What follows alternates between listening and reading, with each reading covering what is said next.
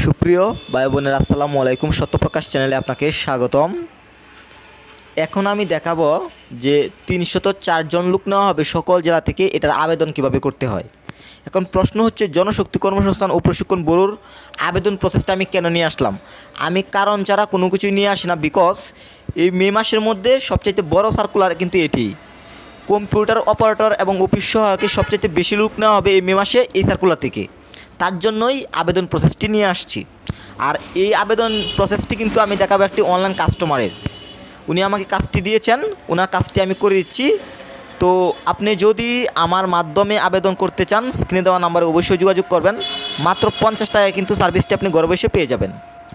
যেহেতু আমি রেকর্ডিংয়ের কাজটি দোকানে বসে করছি, আবেদনের কাজটিও দোকানে বসে করছি, তো সেই জন্য বাহির থেকে অনেক শব্দ আসছে, তার জন্য আন্তরিকভাবে দুঃখিত।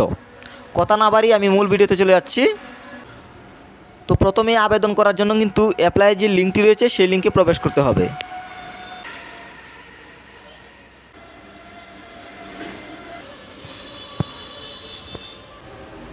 লিঙ্কটিতে প্রবেশ করার পর কিন্তু আবেদনের যে সাইটটি রয়েছে সেখানে নিয়ে আসবে। এখান থেকে বিএমইটি সার্কুলার এখানে ক্লিক করে দিবেন।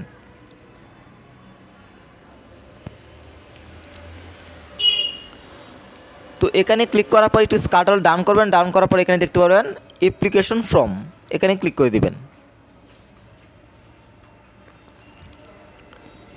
অ্যাপ্লিকেশন ফর্মে ক্লিক করার পর স্ক্রল আর একটু ডাউন করবেন। ডাউন করার পর এখানে কিন্তু আপনি পোস্টগুলো দেখতে পারবেন, মানে ক্যাটাগরিগুলো দেখতে পাবেন। তো এখান থেকে আপনি কোন ক্যাটাগরিতে অ্যাপ্লাই করতে চান সেটি সিলেক্ট করবেন।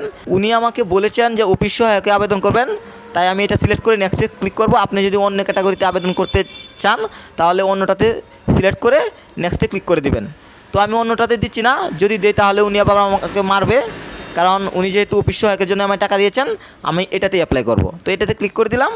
ক্লিক করার পর নেক্সটে ক্লিক করে দেব। তো নেক্সটে ক্লিক করার পর স্ক্রল ডাউন করার পর এখান থেকে আমরা কি করব, নো দিয়ে দিব। নো দিয়ে নেক্সটে ক্লিক করে দিব। নোতে ক্লিক করার পর একটু স্ক্রল ডাউন করবেন। ডাউন করার পর কিন্তু এখানে অ্যাপ্লিকেশন ফর্মটি দেখতে পাচ্ছেন। তো যেখানে রয়েছে আপনার বেসিক ইনফরমেশন, এখানে আপনার যে বেসিক ইনফরমেশনগুলো রয়েছে এগুলো বাংলাতে এবং ইংরেজিতে দিয়ে দিবেন। যেখানে বাংলায় বলা হচ্ছে সেখানে বাংলাতে দিবেন, যেখানে ইংরেজিতে বলা হচ্ছে সেখানে ইংরেজিতে সুন্দরভাবে দিয়ে দিবেন। তো বেসিক ইনফরমেশন পূরণ করা হয়ে গেলে অবশ্যই কিন্তু আপনাকে অ্যাড্রেস দিতে হবে। তো প্রথমে প্রেজেন্ট অ্যাড্রেস দিবেন, তারপর পার্মানেন্ট অ্যাড্রেস দিবেন। আপনি চাইলে প্রেজেন্ট অ্যাড্রেস এবং পার্মানেন্ট অ্যাড্রেস একই ব্যবহার করতে পারেন, কোনো সমস্যা নেই। দেন তারপর কিন্তু আপনাকে শিক্ষাগত যোগ্যতা দিতে হবে। যেমন এইটাতে কিন্তু অফিস সহায়ক, যেহেতু এখানে এসএসসি পাসের আবেদন, তো আপনি যদি এসএসসি পাসটা দেন অন্যগুলো না দিলেও চলবে। তো আমি শুধুমাত্র এসএসসিটাই দিব, এখানে এসএসসি দিবেন। আর এইচএসসি যদি তাকে যেহেতু অ্যাপ্লিকেশন যদি তাকে দিবেন, আর না দিলেও তাতে কোনো সমস্যা নেই। আর বাকিগুলো যদি গ্র্যাজুয়েশন যদি তাকে দিবেন, মাস্টার্স যদি তাকে দিবেন, আর না দিলেও কিন্তু কোনো সমস্যা নেই। দেন বলা হচ্ছে জব এক্সপিরিয়েন্স যদি তাকে দিবেন, না দিলেও কোনো সমস্যা নেই, কারণ আপনাকে মাথায় বাড়ি দিচ্ছে না, কোনো সমস্যা নেই। কারণ এখানে যে বিষয়টা এরকম না যে আপনি যদি না দেন আবেদন নিবে না, বিষয়টা এরকম না। এখানে কোনো ধরনের অভিজ্ঞতা লাগছে না আবেদন করার জন্য।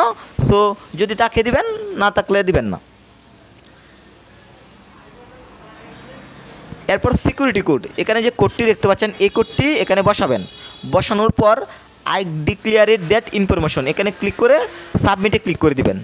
তো সাবমিটে ক্লিক করার পর কিন্তু এই যে আপনি যা পূরণ করেছেন এই পুরো পেজটার কিন্তু প্রিভিউ কপিটা দেখাবে। যারা রেগুলার আমার ভিডিও দেখেন বা আমি আবেদনের প্রসেসগুলো কীভাবে করতে হয় ভিডিও তৈরি করি, তারা কিন্তু অবশ্যই জানেন, আমি বিশ্বাস করি। আর আপনি যদি আমার চ্যানেলে নতুন হয়ে থাকেন তাহলে সাবস্ক্রাইব করে রেখে দিন। সবসময় কিন্তু আমার চ্যানেল থেকে ইম্পর্টেন্ট ভিডিও পাবেন।